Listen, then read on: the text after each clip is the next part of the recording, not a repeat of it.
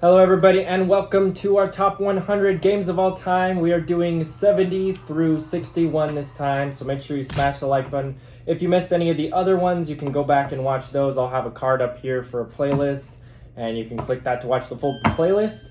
And let us know in the comments below your number 70 through 61 favorite games of all time. I'm Michael. And I'm Janela. And we are gaming up with the Joneses. Let's get into this. At number 70, I have Bang. I can't believe you put that higher than the dice game. Really? You like that one higher than the dice game? Wow. Yeah. So, Michael's already talked about this game on a previous video, but you have a bunch of different characters. You have a sheriff, you have outlaws, and deputies. The sheriff is known to all the players right at the beginning of the game. The outlaws are trying to take out the deputies and the sheriff, and the deputies are trying to take out the outlaws. Depending on who takes who out, that's who the winner is. And then you also have one more other character, if there's more players, is the renegade, and they're trying to take everybody out. So they're trying to take out the deputies first, right? And then the outlaws, just because if they take out a deputy, then they'll be known as an outlaw, and then they'll be a target. Yeah. So they have to take out the sheriff last to win, basically. But yeah, pretty fun game. That is my number 70, Bang. My number 70 is new to my list. I played it on Tabletop Simulator this month, I think, so it's pretty new. You have probably never even heard of this game, and it is called Bargain Quest. And in Bargain Quest, you are, instead of actually being adventurers that go out and slay dragons and stuff, you are the shopkeeper trading the weapons and stuff to the people that go and fight stuff. So your job is to try to make money by selling your, like a sword or whatever, to these different people. You get to pick one to sell to, but if they die, you don't get as many points, or you don't get as much reputation, because you also want reputation. I believe reputation is the points, and then for every 10 money you get another reputation at the end of the game.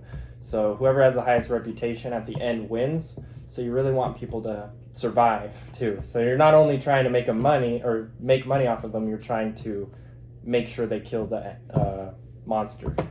So it's kind of fun. There's different classes too, and each one has different abilities. Like there's this really rich guy, but he's really weak, but he can buy like really strong stuff. So you're like, oh, I'm gonna sell like all my stuff to him, but he's probably gonna die unless it's really strong. So it's kind of interesting. He died on our first one, whoever sold to him the last time we played. Oh, jeez. But that game's pretty fun. That is my number 70, Bargain Quest. At number 69, I have Nemesis. We've only played this game once at our local board game store. It was actually a tournament game, and you actually got your golden ticket, so we can get golden tickets at the store where if you get it, you get a 10% discount for the whole store, so it's pretty nice. For the rest of the year. For the rest of the year. So, yeah, so he won it at that time, but yeah, this was a pretty long game. It takes like an hour to explain the rules. Yeah. Which is a bunch of different ways to die. Yeah.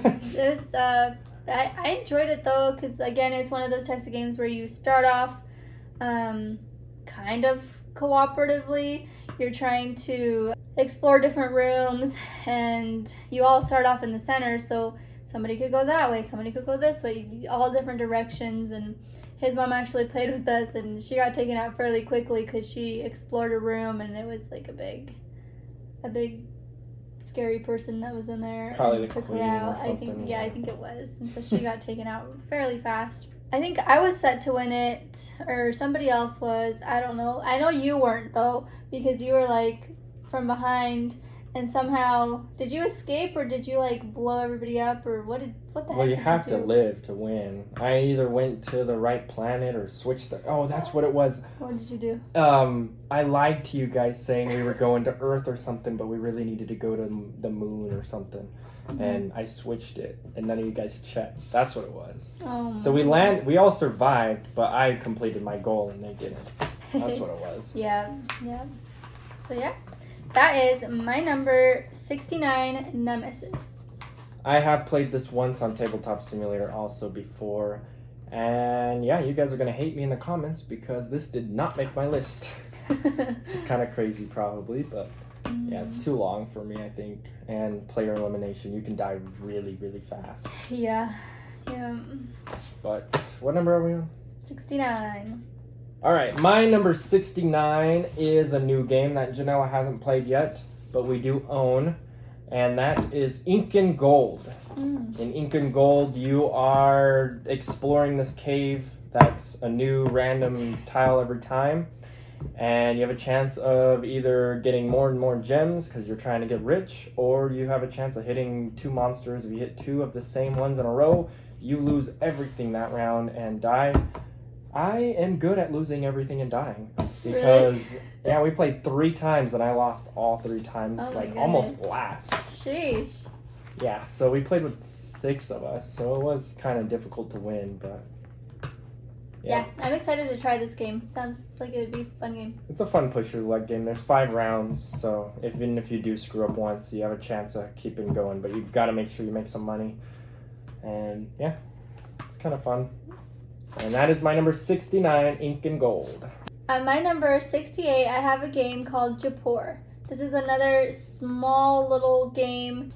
So this is another super easy game, small blocks. You have a bunch of cards in the center. You'll have tokens, and then you'll start off with a couple of camels, right? There's chance. It's random. There's a chance. So what you're trying to do is, depending on what's in the center, you're trying to get those goods. And then when you sell those goods, depending on the amount that you sell, you can get tokens for them, and those tokens are worth points at the end of the game.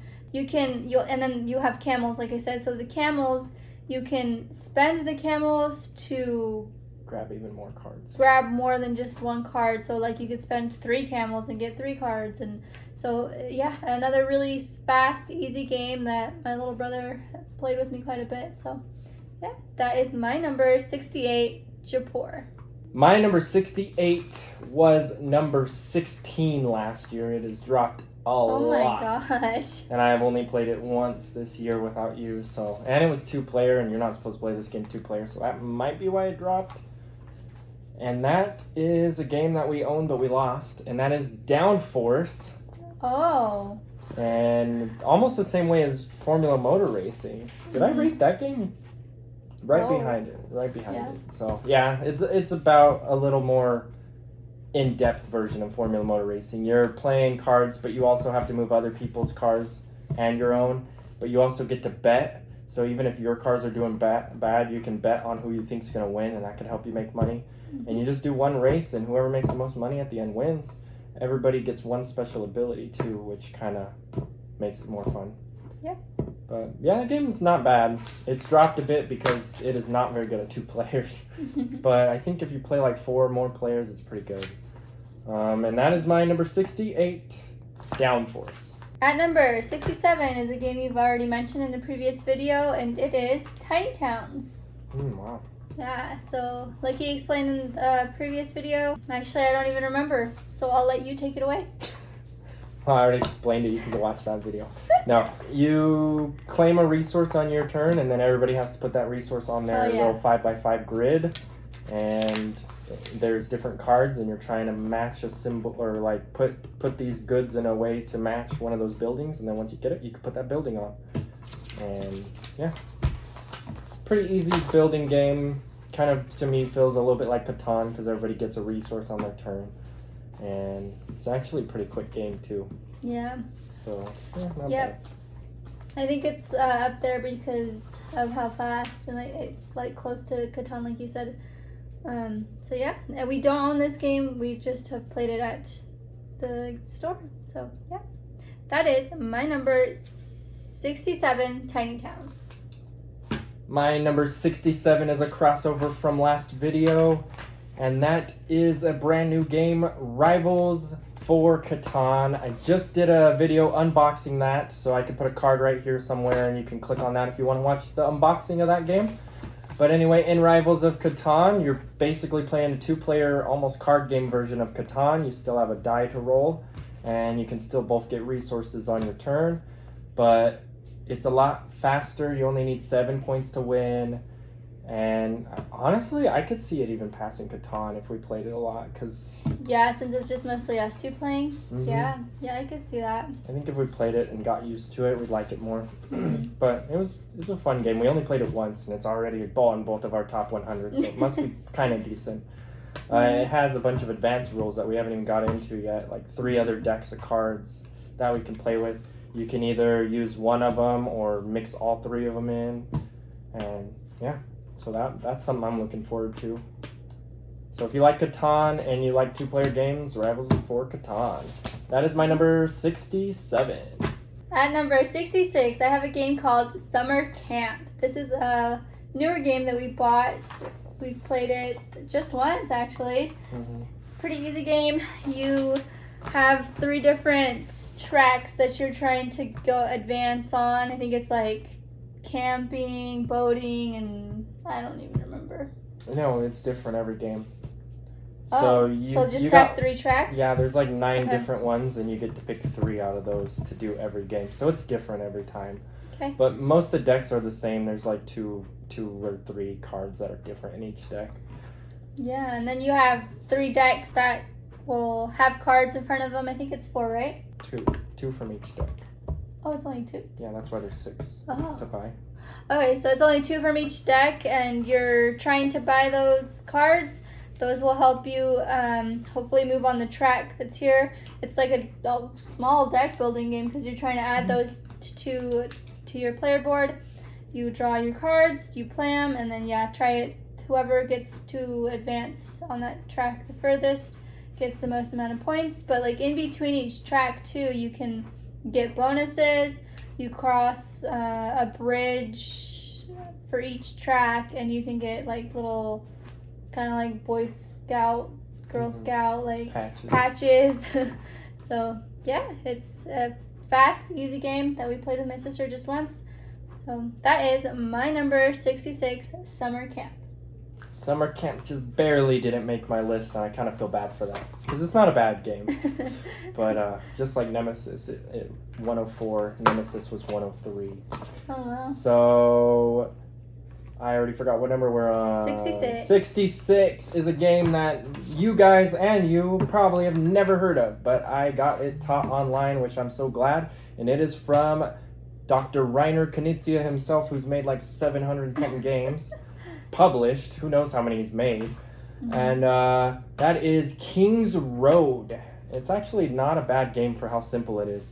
So let's see if I remember this. So everybody gets, it's about 9 different cards, I think. And everybody simultaneously plays 3 of them and then everybody reveals it at a time, and then you get to put 1 symbol on the location, because the cards represent locations. There's 3 special cards too. One of them will get kicked out. You only get to use it once per game, and it's like a witch or something. But the main ones is locations, and there's like a little king guy or somebody going around the board, and once he hits a location, whoever has the most tokens on that gets to score it and put a little dude there who will also help add 1 to all the surrounding locations. So it's kind of like a little bit of an area control, super simple game from Rainer Knizia, and it's pretty fun. I thought I was going to win, and the guy that was losing came out of nowhere to win the game, and that was great. In fact, that's the only game he's won against us. Oh, wow. And so that was fun. It was pretty close at the end, too. Like, I think I lost by 2 points, and then the guy behind me lost by 3 points, and yeah, it was a really close game, because it was like hundreds of points. I think. We went around the track 1 full time. I don't remember how much that was. But, really fun game. I don't know if it's in print.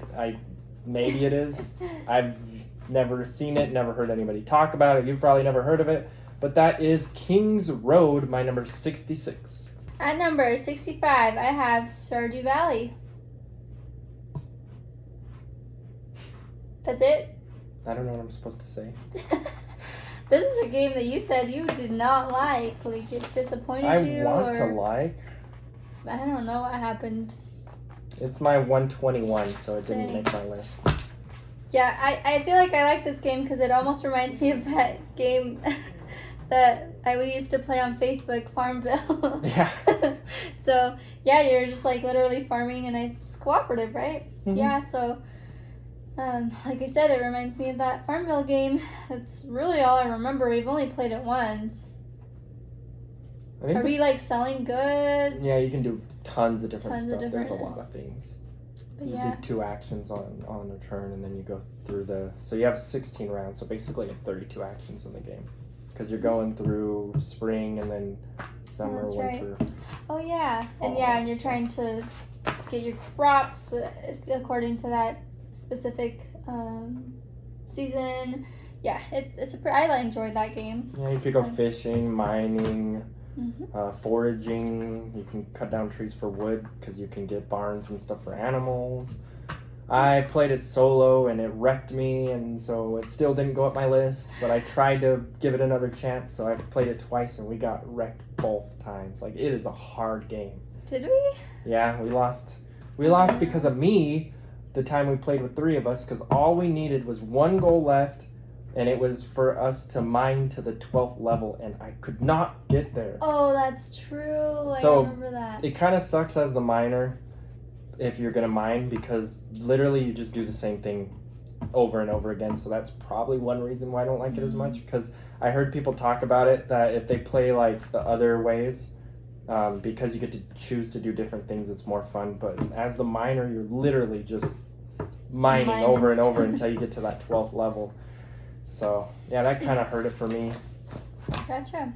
That's my number 65, Stardew Valley. My number 65 was 17 last year. It has dropped 48 spots. Oh my goodness, you have a lot that's dropped. I know, I haven't had anything gain yet, but maybe Yeah. they will later. It's just because there's so much new ones to the list. Mhm. Like last year when I did this, there's like 120 games. I think I'm at 211 now, so almost double. Dang, I think I'm barely like. At 145 or something, I think, if I remember Yeah. right. But this game is Sushi Go Party. Oh. Yeah, quick little card drafting game. You play a card, pass your hand. Play a card, pass your hand. And there's a lot of replayability because there's a lot of different... You don't play with all the cards in the game. You only play with like 8 different ones, and there's like 20 or something. So makes a big difference, but you're trying to get the most points, and all different cards score different ways. You have some special cards like chopsticks and stuff, and menus and whatever they do. And then there's always like a dessert too, but the dessert's hard to score because you got to get a lot of it, and it only scores at the end of the game. I think there's 4 rounds? I think so. 4 rounds. Oh, and also this game, this is where she got her golden ticket. We were playing in a tournament, and I led the whole game, and she came back and passed me by, I think 1 or 2 points is all you beat me by, which was Yep. insane. So she actually won that tournament before the other one, so she got her golden ticket before I did that year. We don't have ours this year, so we really need to win some tournaments. No, the year's almost halfway over. We're almost to June. Holy Yeah. cow. But anyway, that is my 65 Sushi Go Party. My number 64, I have New York Zoo. Oh, wow. This is kind of like patchwork, right? Mhm. So you'll have a bunch of tiles laid across the table. You're going around the track trying to get the specific one you want. I can't remember what's the goal. I think it's to complete your zoo first. Put all the... Yeah, you're trying to fill in your tile first. You fill up the whole space, I think is how you win. Gotcha. But yeah, each different animal has like different abilities too, I think. And No, no? there's no abilities. What? So it literally is just patchwork and you're just trying to complete your zoo. Yeah, the only difference of the animals is certain ones will breed with each other. and Oh, take okay, more that's what space. it is. And if you breed for the whole land, you fill up the whole land, then you get to grab an extra tile. Gotcha. Or, yeah, like a special one or something. So you have, it's Uwe Rosenberg, you have his breeding, and then you have his patchwork mixed together. So it's like, yeah, it's like a multiplayer patchwork with a little bit more rules that makes it better, in my opinion. Yep. That is my number 64, New York Zoo. My number 64 was 27 last year. It's dropped 37 spots. This probably, if you would go back to 2017, I probably would have said this was my favorite game. This is Formula D. All the way back at Oh, 64 now. It's Dang, dropped. that's crazy. And that's because there's just so many other better racing games now. But Formula D, you have 6 different gears and you roll dice depending on what gear you're in. But you can't just go all the way to 6th gear because you have to slow down and stop in these turns. So it's push your luck because you want to get as fast as you can, but make sure you stop in the corners or else you'll blow tires. And yeah, it's a pretty fun game. I think the only thing that hurts it is it takes too long for what it is, slightly. So yeah, that kind of hurts it. Especially if you got people that want to count the spaces. You can't play that way. Mm-hmm. You have to just roll it and flow it. But yeah, that's my number 64, I think. Yeah, 64, Formula D. My number 63 is Pendulum. This is another game that's a crossover from a different video. This is a fast-paced, like, real-time game. Mm-hmm. So yeah, you we have both play at the same time. Yeah, so you have a whole bunch of different areas you can go to. You flip a timer, and you're both trying to do what you need to do before the timer's over. So I can't honestly remember what else. It's worker placement, and you have 3 tracks, and you're trying to move up the tracks, and you're placing a worker to go to those different tracks. Okay. Yeah. I've only played it once, so we definitely need to try this again because it's, like you said in the other video, it's a mixture of what we both like. So I like faster paced games and he likes worker placement, so it's like a good mixture. So we need to give it another try and see. Oh see yeah, how it we're definitely playing that again. goes. That is my number 63, Pendulum. Whew! My 63's dropped a lot this year too. Oh my goodness. It was, okay, so it's 63 this year. It was 15 last year. Dang. And it is probably not even our top Bruno Catala game now. It probably used to be. It is 5 Tribes.